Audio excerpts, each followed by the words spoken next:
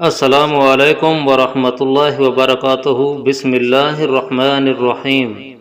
جناب عبداللہ حوزنی فرماتے ہیں کہ میں نے حلب میں رسول اللہ صلی اللہ علیہ وسلم کے مؤذن حضرت بلال رضی اللہ تعالیٰ عنہ سے ملاقات کی اور پوچھا مجھے رسول اللہ صلی اللہ علیہ وسلم کے اخراجات کے بارے میں بتائیں کہ ان کی کیا کیفیت تھی۔ انہوں نے کہا آپ صلی اللہ علیہ وسلم کے پاس جو کچھ ہوتا وہ میرے سپرد ہوتا تھا۔ رسول اللہ صلی اللہ علیہ وسلم کی بعثت سے لے کر وفات تک میں ہی اس کا متصرف رہا۔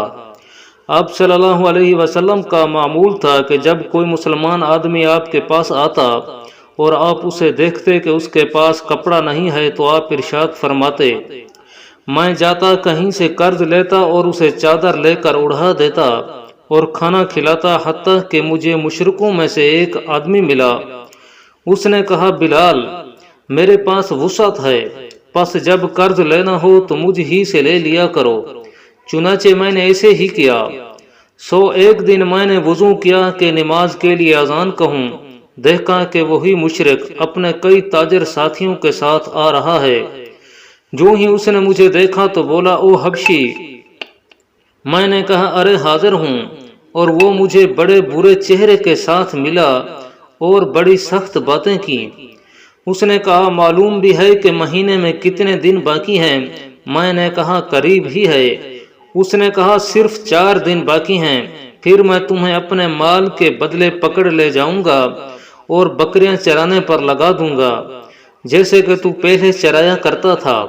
مجھے اس سے بہت غم ہوا جیسے کہ انسانوں کو ہوتا ہے، حتیٰ کہ میں نے عشاء کی نماز پڑھ لی اور رسول اللہ صلی اللہ علیہ وسلم اپنے گھر معلوم میں تشریف لے گئے تو میں نے ملاقات کے لیے اجازت طلب کی۔ آپ نے اجازت دی تو میں نے عرض کیا اے اللہ کے رسول، میرے ماں باپ آپ پر قربان، وہ مشرک جس سے میں قرض لیا کرتا تھا اس نے مجھے اس طرح کہا ہے، اور ادائیگی کے لیے نہ آپ کے پاس کچھ ہے اور نہ میرے پاس، اور وہ مجھے رسوا کرنے پر آمادہ ہے، تو آپ مجھے اجازت دیں کہ کسی مسلمان قبیلے والوں کے ہاں بھاگ جاؤں، حتیٰ کہ اللہ تعالیٰ اپنے رسول صلی اللہ علیہ وسلم کو کچھ عنایت فرما دے جس سے میرا قرض ادا ہو جائے۔ چنانچہ میں آپ کے ہاں سے نکل کر اپنے گھر آیا۔ میں نے اپنی تلوار، تھیلا، جوتا، ڈھال اپنے سر کے پاس رکھ لیے، حتیٰ کہ جب پہلی فجر کاذب طلوع ہوئی تو میں نے نکل جانے کا ارادہ کیا۔ پس اچانک ایک آدمی بھاگتا ہوا میرے پاس آیا۔ اس نے کہا بلال رسول اللہ صلی اللہ علیہ وسلم کے ہاں پہنچو۔ میں چلا اور آپ صلی اللہ علیہ وسلم کی خدمت میں حاضر ہو گیا۔ میں نے دیکھا کہ 4 اونٹنیاں بیٹھی ہیں اور ان پر بوجھ لدے ہوئے ہیں۔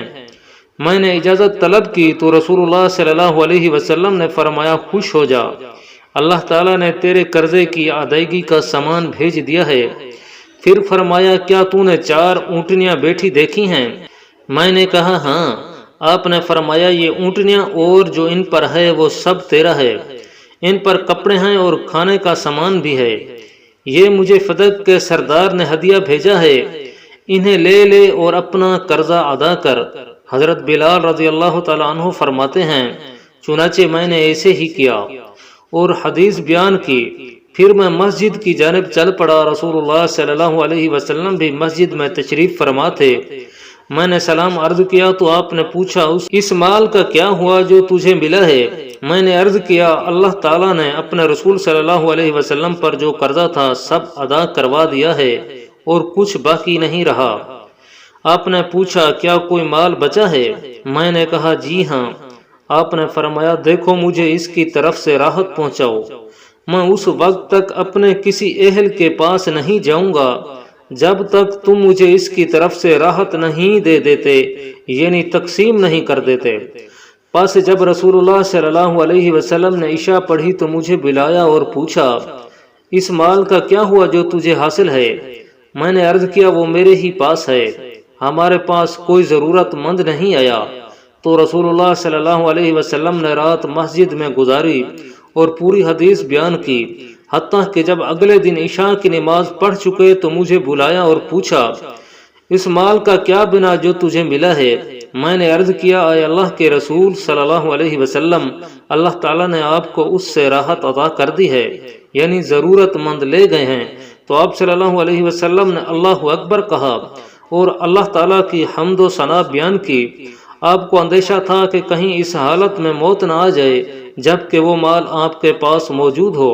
پھر میں آپ کے پیچھے پیچھے چلا حتیٰ کہ آپ اپنی ازواج کے پاس گئے اور ہر ایک کو السلام علیکم کہا، حتیٰ کہ اس گھر میں تشریف لے گئے جہاں آپ نے رات گزارنی تھی۔ تو یہ تھی وہ حالت جس کا تو نے مجھ سے سوال کیا ہے۔ حضرت عبداللہ بن عمرو بن عاص رضی اللہ تعالیٰ عنہ سے مرفوعاً مروی ہے کہ اگر 4 عادتیں تم میں موجود ہیں تو دنیا سے اگر تمہیں کچھ بھی نہ ملے تو کوئی حرج نہیں۔ امانت کی حفاظت کرنا، سچ بولنا، اچھا اخلاق اور پاکیزہ حلال لقمہ۔